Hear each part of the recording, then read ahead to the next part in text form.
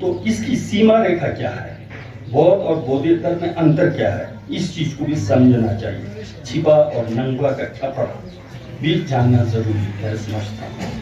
जब छिपा और नंगा का आप भेद स्पष्ट रूप से समझेंगे तो आपका बुद्धिज्म के प्रति जो आकर्षण है, बुद्धिज्म के प्रति जो श्रद्धा है, वो जो है मैं समझता हूँ जेन्युइन वास्तविक रूप से आप में उत्पन्न होगा।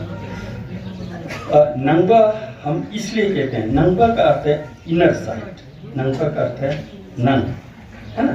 नंग का अर्थ है कि जो ये हमारी जो उत्पत्ति हुई है या सृष्टि का जो रचना हुआ है, उसका कारण जो है हम स्वयं खुद हैं, इसलिए हम नंगा कहते हैं। जैसे कि अभिधर्म कोश में कहा, ले ले जितने ना सोचे करिए, ये विविध जो संसार है इसका कारण जो है हम स्वयं हैं, ले ले जितने ना सोचे। और चंद्रकीर्ति ने कहा, सेमी की नहीं सिम की जितेंद्र नुत की जिते सिंधु ना सोको दोआ मन ले ले केवल सोम करके। चित्त प्रमुख है, चित्त के द्वारा हम कर्म करते हैं, उन कर्मों के द्वारा हम इस संसार में विभिन्न विभिन्न योनियों में, विभिन्न विभिन्न क्षेत्रों में हमारा जन्म होता है ना। आप जानते होंगे, कहा गया है सिद्धों ने, नामा गंगे गाते लू लाते छिमा गाते गाते ले ले। इससे ये सिद्ध हो जाता है कि जैसे आप लोग यहाँ पर स्पीति में जन्म लिए हैं, जितने भी स्पीति में जन्म लिए हैं उन लोगों का एक कारण होगा, सामूहिक कारण होगा, सामूहिक विशेष कारण होगा, इसलिए आप लोगों का जन्म जो स्पीति में हुआ है। उसी प्रकार जैसे मेरा किन्नौर में हुआ, किन्नौर में बहुत सारे लोग हैं, उनके साथ मेरा पूर्व जन्म का एक संबंध होगा, कर्म होगा, इसके चलते मैंने किन्नौर में जन्म लिया। इसी प्रकार दुनिया में आप देखिए, कोई अमेरिका, कोई स्विट्जरलैंड जैसा इतना सुंदर जगह पर, तो लोगों का अपना अपना कर्मों के अनुसार लोग जो है विभिन्न विभिन्न जगहों पर जन्म लेते हैं। तो इसलिए महत्वपूर्ण यह है कि हमको जो है इनर साइड होकर के, अंतर्मुखी होकर के हमको चित्त को संवारना है, हाँ, चित्त को टेम करना है। वो है ना दीपा जी हम जेवा बुंदू रंग इसम योग शुद्ध, रंग इसम योग शुद्ध कर तीन ही संगीत करना। बुद्ध का डॉक्ट्रिन क्या है, बुद्ध का शासन क्या है, बुद्धिज्म क्या है, सेम दुल्वा जेवा डू निगेपंग सेम दुल, यही तो बुद्ध का डॉक्ट्रिन है ना। तो बुद्धिज्म जो है क्या है, चित्त पर जोर देती है। हाँ? हम इस संसार में क्यों जन्म लेते हैं, क्योंकि हमारे चित्त में राग द्वेष मोह आदि क्लेश है, व्योमोंगपाद है। व्योमोंगपाद के चलते हम लोग जो विभिन्न विभिन्न योनियों में हम लोग जन्म लेते हैं। तो बुद्धिज्म जो है क्या है, नन पर इनर एम्फेसिस करती है, इस चीज को जानना पड़ेगा। वहीं छिरोल्पा जब हम कहते हैं, छिरोल्पा लोगों का क्या है कि वो लोग ईश्वर को मानते हैं, है ना। व्यक्ति से ज्यादा शक्तिशाली, व्यक्ति से ज्यादा पावरफुल जो है एक ऑमनिपोटेंट, एक ऑमनिसेंस करके सर्वशक्तिमान, सर्वव्यापी एक ईश्वर के रूप में वो लोग कल्पना करते हैं। इस संसार को जो है ईश्वर ने बनाया है, ऐसा जैसा वो लोग कहते हैं। तो इसलिए वो लोग जो है ज्यादातर अपने को तुच्छ, अपने को हीन, अपने को कमजोर मानते हैं, अपने से ज्यादा पावरफुल सुपर पावर वो उसको मानते हैं। तो उसके द्वारा जो आदेश दिया गया है उसका अनुपालन करना उनका धर्म होता है ना। तो इस वेद को जानना चाहिए। इस वेद को जान करके जब हम कर्म फल वेरे की भी व्यवस्था करते हैं तो इस जो बुनियादी वेद के चलते वह कर्म फल का व्यवस्था में भी विविधता आ जाती है। उदाहरण के लिए जैसे कि सभी धर्मों में ये कहा है कि हिंसा करना पाप है ना, हत्या करना पाप है, चोरी करना पाप है। वो जो है क्रिश्चियनिटी में भी होगा, मुस्लिम में भी होगा, हिंदू में भी होगा, बौद्धों में भी होगा। तो कभी कभी लोग कहते हैं सभी धर्मों में पाप नहीं करने के लिए कहते हैं एक ही है। एक कैसे हो सकता है, इस पर आपको अच्छी तरह गंभीर होकर के सोचना पड़ेगा। जब हिंसा से दूर रहने की बात क्रिश्चियन करेगा, हिंसा से दूर रहने की बात मुस्लिम करेंगे या फिर हिंदू कहेंगे, है ना, उनके अनुसार हिंसा करना पाप है, क्योंकि गॉड ने हिंसा मत करो कहा है, बाइबल में हिंसा करना पाप है कहा है, कुरान में हिंसा करना पाप है कहा है, और हिंदू के वेद में हिंसा करना, मारना पाप है कहा है, चोरी करना पाप है कहा है। इसके चलते अगर आप हिंसा करेंगे तो आप ईश्वर के वचनों का उल्लंघन कर रहे हैं, है ना, ईश्वर के वचनों को आप नहीं मान रहे हैं, उसका विरोध कर रहे हैं, इसके चलते आपको पाप होता है। देखो पाप का मापदंड, पाप का कारण वो बताते हैं, है ना, क्योंकि वेद में कहा है, आप वेद तो ईश्वरीय वचन है, उसका आप उल्लंघन नहीं कर सकते, अगर आप उल्लंघन करेंगे तो वो पाप होता है। इसलिए आप देखेंगे मुस्लिम धर्मों में या क्रिश्चियन मेरे में हिंसा पाप है तो क्या है, सिर्फ मनुष्य को मारना, है ना, पाप होता है।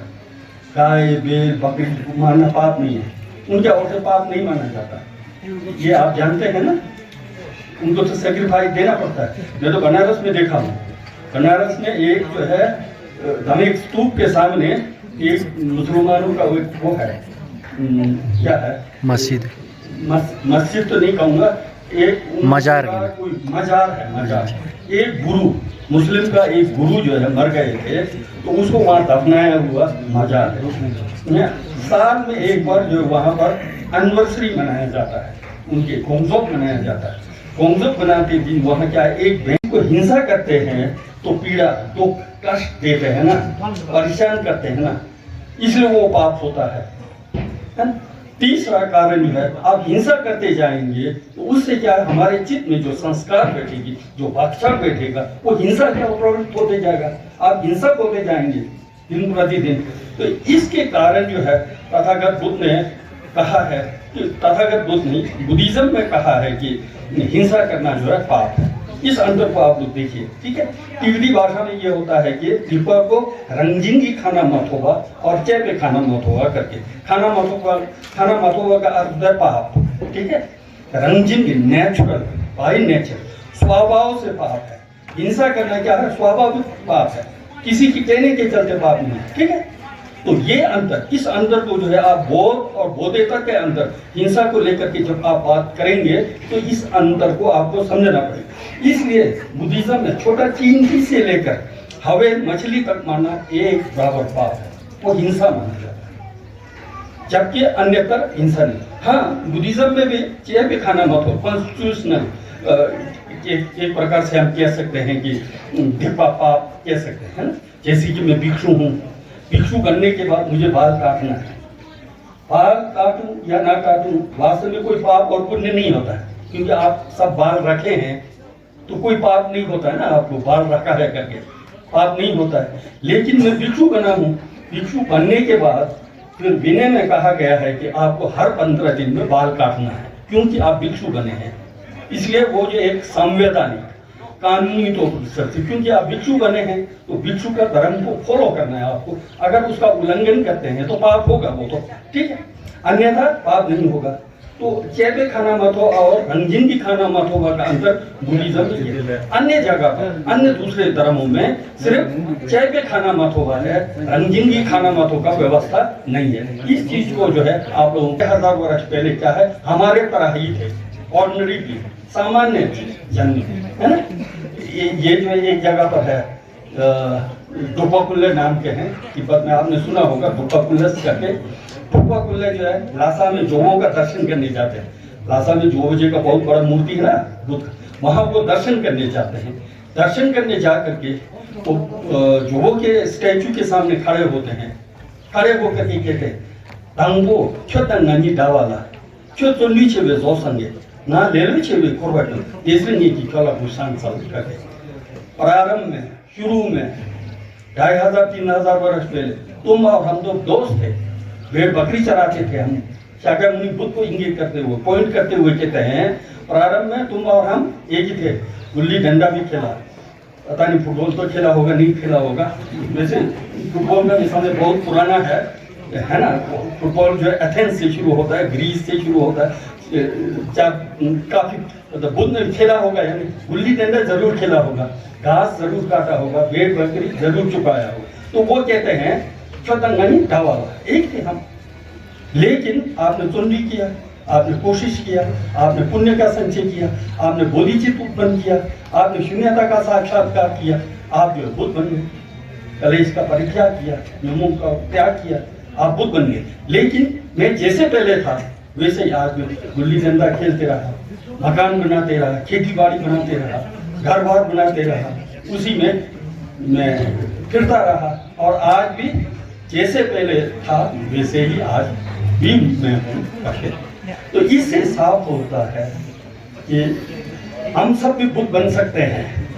बुद्ध कोई शक्ल में बुद्ध का कोई बपोती नहीं है, मोनोपोली नहीं है ऐसा है कि सिर्फ वही बन सकता है, ऐसा नहीं, हम सब बुद्ध बन सकते हैं।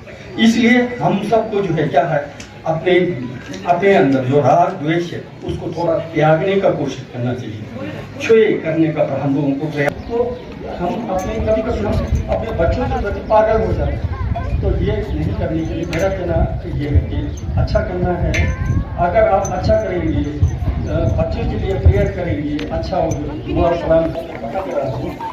लेकिन ये सामाजिक है, ये जरूरी है आपको समझना। तो इस तरह जब मैं देखता हूँ तो बुद्धिज्म और बौद्धता का अंतर जब मैं देखता हूँ ना तो रहता तो फिर आप जो है बताना चाहता हूँ कि आप बौद्धता कहीं भी किसी भी धर्म किसी भी दर्शन में आप पूछिए, क्या व्यक्ति भगवान बन सकता है? ये आप प्रश्न कीजिए किसी से भी, है ना। कोई भी व्यक्ति भगवान हो ही नहीं सके। भगवान मोनोपोली है, एक ही है, किसी ने देखा या नहीं, या जो भी है भगवान एक है ना। ये बुद्धिज्म ऐसा नहीं है, आप भी भगवान बन सकते हैं, हम भी भगवान बन सकते हैं। वो बुद्ध अगर उनके अंदर बुद्ध बनने का बीज नहीं होता वो बुद्ध नहीं बन सकते थे, है ना। बुद्ध बनने का बीज सबके अंदर है। जैसे उदाहरण के लिए ये एक एप्पल का पेड़ को लीजिए, एप्पल के सीड में बीज में एप्पल का ट्री ग्रो करने की क्षमता है ना, इसीलिए एप्पल के बीज से एप्पल का ट्री ग्रो होगा ना। मैंगो के बीज से तो ये नहीं होगा, अपना अपना है ना, अलग अलग। ठीक उसी प्रकार सभी प्राणियों के अंदर भी बुद्ध बनने की क्षमता है। अच्छा, बुद्ध बनने की क्षमता है तो क्या है वो बुद्ध नेचर क्या चीज है? तिब्बती में कहा गया है कि छेंसे निसो, छेम्बे यंतन, सेवे यंतन, नीपे यंतन, ये तीन चीज, छेंसे, छेम्बा, सेवानु। छेम्बा क्या है? ज्ञान, जानना, जानने की क्षमता हर व्यक्ति के अंदर है, हर प्राणी के अंदर क्या है? जानने की क्षमता है, जानता है। आंख से जो है रूप को देखता है, कानों से शब्द को सुनना है, सुनने की क्षमता है, रूप को देखने की क्षमता है, गंध को सूंघने की क्षमता, ये क्षमता है ना। ये एक क्वालिटी है, ये जड़ में नहीं होता, पेड़ पौधों के अंदर ये नहीं होती है ना। प्राणी मात्र के अंदर, हमारे अंदर जो जानने की क्षमता है उसको अध्ययन करके, छुए पढ़ के, प्रतीत समुत्पाद क्या है, बोधिचित्त क्या है, दान क्या है, शील क्या है, इसको समझ करके जान करके अपने को विकसित करना है। ज्ञान फिर बढ़ते बढ़ते असीमित इन्फिनिट हो जाता है ज्ञान, वही बुद्ध है। उसी को हम क्या कहेंगे? वो बुद्ध कहेंगे, इन्फिनिट ज्ञान। और फिर दूसरा बुद्ध का गुण क्या है? बुद्ध का क्वालिटी क्या है? करुणा है, क्षमा, सेवा है। सेवा सभी प्राणी के अंदर जो है सेवा है, करुणा का अंश होता है सभी प्राणी के अंदर, है ना। ऐसा कोई भी प्राणी नहीं होता है जिसके अंदर जो है करुणा या दया का भाव न हो, ठीक है। जहरीला सांप भी हो, है ना, जो मीट खाने वाला शेर टाइगर भी क्यों ना हो, वो अपने बच्चों के प्रति तो उसका भी स्नेह, उसका भी प्रेम, उसका भी प्यार रहता ही है। ऐसा कोई भी प्राणी नहीं है जिसके अंदर जो है दया और करुणा का भाव न होता हो, उसको हम कहते हैं सेवायुंतन, ठीक। उसी सेवा को हमको जो है डेवलप करना है, उसी हम कॉम्पेशन को जो है हमको विकसित करना है। हमारा कॉम्पेशन अभी क्या है? परिवार तक सीमित है। उस परिवार तक सीमित कॉम्पेशन को क्या है, यानी छः में जैसे मार्शे, डिंडन, जिंजो, योंगी, जंबा, लक्सम, जंगचू, किसम, निंजे करके उसको भी कॉन्टेम्पलेट करते हुए, विचारते हुए हम अपने निंजे को जो है विकसित करना है। निंजे को है क्या है? इन्फिनिट, प्राणी मात्र के प्रति समान रूप से निंजे होना है, वही बुद्ध है ना। बिना भेदभाव का, है ना, बिना बहस का सब प्राणी के प्रति जिस दिन आपका कंपैशन पैदा हो जाएगा, करुणा पैदा हो जाएगा, आप बुद्ध हैं, कंपैशनेट हैं, बुद्ध हैं उसको कहते हैं, ठीक है। फिर उसके बाद नीपे यंदन, थेम्बे यंदन से वह नीबा है, नीबा बने करने की क्षमता है ना, काम करने की क्षमता, परोपकार करने की क्षमता। ये जड़ पदार्थ में, पेड़ पौधों में, बिल्डिंग में, ये इसमें ऐसा अपना क्षमता नहीं। ड्राइविंग फोर्स तो पीछे चाहिए ना कोई, तभी तो कर सकते हैं। लेकिन मनुष्य, प्राणी में अपने अंदर होता है ना, प्राणी के अंदर जो है करने की क्षमता रहती। तो इसलिए इन तीन चीजों को भी आप समझिए, थेम्बे युंदन, सेवे युंदन, नीपे युंदन, ये तीन जो है हमारा चित्त का क्या है, गुण है। छुई क्या है, इन तीन गुणों का विकास करना, इसको विकसित करना, इसको विकसित करके इन्फिनिट क्या है, विजडम, इन्फिनिट क्या है, कंपैशन, है ना, इन्फिनिट क्या है, परोपकार करने की क्षमता हासिल करना, वही बुद्ध होता। अगर आप ये करेंगे तो आप जो है बुद्ध बन सकते हैं ना। और बुद्ध बनने के लिए बहुत बड़ा सैक्रिफाइस, बलिदान की आवश्यकता होती है ना। तो आप जानते हो तंगरात में जो है एक दिन जो है बुद्ध, है ना, हिरण अमा के रूप में, है ना, जन्म लिया। तो बच्चा देखिए, बच्चा 2 महीना 3 महीने का बच्चा है ना। तो जब राजा के पेट में लगा तो राजा आया, देखा कि वो हिरण जो है अपने पीड़ा को भूल करके, अपना पेन को भूल करके, वो 2 महीने का छोटा बच्चा है ना, हिरण का बच्चा, उस और देख के वो रो रही है, उसका आंखों से आंसू निकल रहा है। उसको ऐसा लग रहा है कि अब मैं तो मर जाऊंगी, इस 2 महीने के बच्चे का क्या होगा, ऐसा उनको बुद्ध को लगता है। मन में डायलॉग होती है ना, उनको ऐसा लगता है कि देखो, तो ये अपना परवाह किए बिना अपने बच्चे का फ्यूचर के बारे में सोच रहे हैं कि क्या होगा। ये पशु होते हुए भी अपने बच्चे के प्रति इतना प्रेम और स्नेह और प्यार है।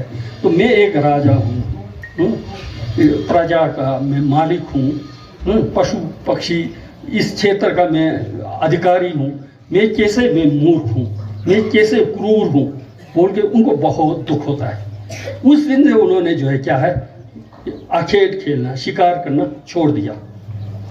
तब से बात, आज अगर आप सारनाथ में जाएंगे, वहाँ डियर पार्क है, डियर पार्क बना हुआ है, हरिन मृग दाव करके वहाँ बचा के रखता है, नाचो की दिल अब हुआ क्या कहते हैं, सेथर जैसा, है ना, वहाँ रखा गया है, आज भी आपको देखने को मिलेगा। तो पहले सारनाथ का नाम जो सारंगनाथ था। सारंग का मतलब है डियर, सारंग का मतलब है हिरण, हिरणों का नाथ। एंशियंट टाइम में सारनाथ का नाम क्या है, हिरणों का नाथ था। बुद्ध ने हिरणों, अपना जान दे करके हिरणों की रक्षा की थी, इसलिए वो सारंगनाथ के रूप में माना जाता है। धीरे धीरे सारंगनाथ बदल करके सारनाथ तो हो गया। तो हमारा बुद्ध ऐसे थे, है ना, बुद्ध के अंदर करुणा इस प्रकार की थी। और इसके साथ साथ हमको जो है आदमी को क्या होना चाहिए, इमरजेंसी लाइट की तरह होना चाहिए। इमरजेंसी लाइट, जैसे लाइट बुझ जाती है तुरंत अपने से जल जाता है, चलता है कि नहीं, चलता है ना इमरजेंसी लाइट जो है। ठीक उसी प्रकार गाँव में, अपने कस्बे में कोई बीमार है, कोई दुखियारा है, कोई समस्या में, तुरंत हमको वहाँ पहुँच जाना चाहिए। जैसे इमरजेंसी लाइट है ना, जैसे अंधकार हुआ तुरंत वहाँ पहुँच जाता है। ठीक हमारा बर्ताव, हमारा सोच भी है ना, जो भी परेशानी है, कोई कष्ट में है, उसके सामने प्रकट होकर के कैसे हम उसको दुख से मुक्त कर सकें, ये हमारे अंदर क्या होनी चाहिए, ये हमारे अंदर सोच होना चाहिए। अगर इस प्रकार का हमारा सोच है, दुनिया आपको चाहेगी। और क्या, ये भाव आपके अंदर है तो कौन आपको नहीं चाहेगा। हम चाहते तो ये है ना कि हमको सब पसंद करें, चाहते तो हम ये है ना हमें सब सम्मान दें, आदर दें। आप आदर चाहते हैं, आप सम्मान चाहते हैं, आप लोगों के नजरों में अच्छा बड़ा दिखने चाहते, तो काम करना पड़ेगा ना उस प्रकार का, तभी तो लोग सम्मान देंगे, तभी तो आपको आदर देंगे। सोचेंगे आप स्वार्थ, सिर्फ अपना सोचेंगे और चाहेंगे दूसरा मुझे आदर दे, ये तो संभव ही नहीं है, ये हो ही नहीं सकता। जितना आप दूसरे का कल्याण करेंगे उतना दूसरा आप अपना बनेंगे। एक की सेवा करेंगे, एक अपना मित्र होगा, 2 की सेवा करेंगे, 2 अपना मित्र होगा, 3 की सेवा करेंगे, 3 आपका मित्र होगा, है ना। मित्रों की संख्या बढ़ते जाएगी, जैसे जैसे मित्रों की संख्या बढ़ती जाएगी आपका काम तो अपने से संपन्न हो जाएगा। इसमें क्या है ना, क्योंकि प्रकृति समुत्पाद है, हर चीज जो एक दूसरे पर निर्भर है, आधारित है। हम स्वतंत्र अकेला होते तो हम क्या कर सकते? मान लीजिए उदाहरण के लिए स्पीति में आप एक आदमी हो तो क्या करते? रह ही नहीं पाते। आपका एग्जिस्टेंस, आपका अस्तित्व दूसरों के चलते है। सच पूछा जाए तो इस चीज को समझना चाहिए, है ना। हम समझते हैं मैं ही हूं, मेरे से बढ़कर कोई नहीं, गलत बात है ना। आपको भी जो बनाया दूसरों ने बनाया, दूसरे नहीं होते ना आप कुछ नहीं कर सकते। मैं तो बच्चों से ये कहता हूँ ना, क्लासरूम में भी कहता हूँ, जब हम चाय पी रहे हैं, एक कप चाय जो पी रहे हैं, देखिए एक कप चाय के लिए कितने लोगों का कंट्रीब्यूशन है, कितने लोगों का इसमें योगदान है। ये चाय पत्ती कहाँ से आया?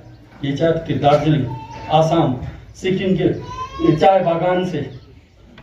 उसको सोचिए, उस चाय बागान में बेचारे नेपाली महिला बच्चे को गोद में क्या पीठ पर उठा करके धूप, कड़ी धूप में, बारिश में चाय पत्ती उठा रही है। चाय पत्ती उठा करके जो उसको मशीन में, फैक्ट्री में डाल करके चाय पत्ती बन रहा है, और वहां से जो है बन करके चाय हमारे दुकानों में आकर के हमको चाय मिल रही है। इस चाय के पीछे कितने लोगों का कंट्रीब्यूशन है, कितने लोगों का योगदान है। चाय बागान में चाय नहीं बोया होता, उन लोगों ने चाय पत्ती उठाया नहीं होता, फैक्ट्री में नहीं गया होता, पैकिंग नहीं हुआ, आपके पास चाय होती? आप चाय की चुस्की ले सकते थे? बिल्कुल नहीं। उसी प्रकार चीनी को लीजिए, उसी प्रकार दूध को लीजिए। ये सब चीजों को सोचना चाहिए, विचार करना चाहिए। ये सब दूसरों के द्वारा, दूसरों के करने से हमको प्राप्त हुआ है। जो भी हम इंजॉय कर रहे हैं, आनंद का अनुभव जो हम कर रहे हैं, वो दूसरों के चलते, दूसरों के योगदान से हमको मिला है।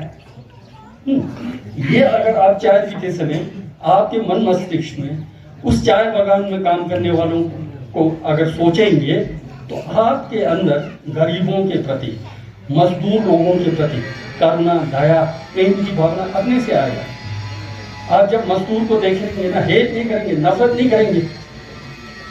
जबकि हम लोग जो अपने मजदूर के को हेट करते हैं, नफरत नहीं करते हैं, ये क्या वो लाया सोता दुमगा बिहारी लाया सर, बेचारा वो दुमगा बिहारी नेपाली नहीं होता, हमारा काम ही नहीं होता कुछ भी, हम तो कुछ कर ही नहीं पा रहे। लेकिन और मैं देखा हूँ, है ना, बाहर से लोग नहीं होंगे ना, अपना काम करने में है ही नहीं, योग्य ही नहीं, कुछ ही नहीं कर सकते। सेब सब कुछ बनाने वाले वो लोग हैं। इसके बावजूद हम उसको छोटा ही नीच जैसा समझ के उसको हेट करते हैं। हम लोग का सोच कर, हम लोग का विचार कर, हम लोग का बर्ताव कर, फिर कैसे अच्छा हो, उससे अर्जन किया गया वो कैसे लास्टिंग नहीं रहेगा। आप मरते मरते तो जो आपने बनाया वो खत्म हो जाएगा मेरे दृष्टि में। तो इसलिए जो है हमको बहुत सोचना चाहिए। चाहे हम चाय पी रहे होते हैं तो सोचना चाहिए, उन लोगों का कार्य सोचना चाहिए। कपड़े बोलो, पता नहीं महाराष्ट्र कर लेते हैं या हॉस्पिटल में, है ना, जब हम दुख की बात करते हैं, शारीरिक दुख होता है, फिजिकल, फिर मेंटल, चेतसिक, मानसिक, वीज दूंगा, स्वयं की दूंगा, वीज देवा, स्वयं की देवा। सुख और दुख की जब हम बात करते हैं तो सिर्फ बायोलॉजिकली नहीं, शारीरिक सुख दुख नहीं, शारीरिक सुख दुख एक है, लेकिन शारीरिक, जहाँ तक मैं शारीरिक सुख दुख की बात करूँ तो प्राय हम लोग शारीरिक रूप से हम लोग सब स्वस्थ है कि नहीं, सुखी है शारीरिक रूप से। शारीरिक रूप से अगर हम स्वस्थ नहीं होते तो आप यहाँ नहीं होते, या तो हॉस्पिटल में होते या तो आप अपने कमरे में सोए होते, क्योंकि बीमार है, अस्वस्थ हैं। शारीरिक रूप से तो हम सब फिट हैं, लेकिन क्या हम सुखी हैं? हम क्या खुश हैं? तो नहीं है। वो क्या है? शारीरिक रूप से तो हम परफेक्ट हैं, लेकिन मानसिक रूप से, है ना, मानसिक बच्चों को लेकर के, धन दौलत को लेकर के आकांक्षाएं हैं, इच्छाएं हैं, बहुत सारे हैं, एक्सप्रेशंस है, इसके चलते हम लोग परेशान हैं। इसको हम कहेंगे मानसिक दुख। इसलिए बुद्ध ने कहा है कि संसार दुख है ना। 4 आर्य सत्य में जब तथागत बुद्ध ने सारनाथ में 4 आर्य सत्य की देशना दी थी, उस समय सबसे पहले कहा कि संसार दुख है। दुख का अर्थ यह है ज्यादा मानसिक दुख को हमको लेना है, ठीक है। तो इस प्रकार जब आप देखते हैं ये भी दुखी है, वो भी दुखी है, हमारी बहुत सारी आशाएं हैं, आकांक्षाएं हैं, फुलफिल नहीं हो पा रहा है, बीपी बढ़ रही है, शुगर बढ़ रहा है, ये सब चीजें हो रही है। ये सब देख करके जब संसार के प्रति नफरत, संसार के प्रति घृणा भाव, संसार की कैसे मैं मुक्त हूँ, ये भाव जब उत्पन्न होती है उसको बोलते हैं न्यजुंग। न्यजुंग का अर्थ है वो रिनाउंसिएशन मान करें या संवेग अगर आप कहें तो वो है ना। हाँ, इसके साथ मैं जोड़कर एक बहुत महत्वपूर्ण बात आप लोगों को कहना चाहूंगा, वो ये है हमारा जन्म क्यों होता है, इसको भी जानना जरूरी है। हमारा जन्म क्यों होता है? हम लोग जन्म मरण की चेन से मुक्त होने चाहते हैं, तो ये जानना जरूरी है। तो हम लोगों का जन्म क्यों होता है? तो ग्रंथ में कहा, अभिधर्म कोश में केवल युमों जन्म करके कहा है। हमारा जन्म क्या है? हमारे शरीर के प्रति अटैचमेंट, छप्पा जन्मा शरीर के प्रति, शरीर के प्रति इतना स्ट्रॉन्ग अटैचमेंट होता है कि हम मरने नहीं चाहते। कोई आदमी मरने चाहता है? नहीं चाहता ना। कौन मरने चाहेगा? मैंने देखा है, अब जो है सांस बहुत छोटा ले रहा है, सांस बहुत लंबा छोड़ रहा है, मृत्यु के करीब है, वो जो है अब 2-3 घंटे में मरने वाला है, फिर भी बोलता है लट्टू मैं तो ठीक हो जाऊंगा ना, बोल के। मैं अपने गांव में देखा है, फिर भी बोलता है बेटा मैं ठीक हो जाऊँ। मेरे को पता है कि शायद आज शाम को ये मर जाएगा, लेकिन वो जीने का आस लगा के बैठा हुआ है।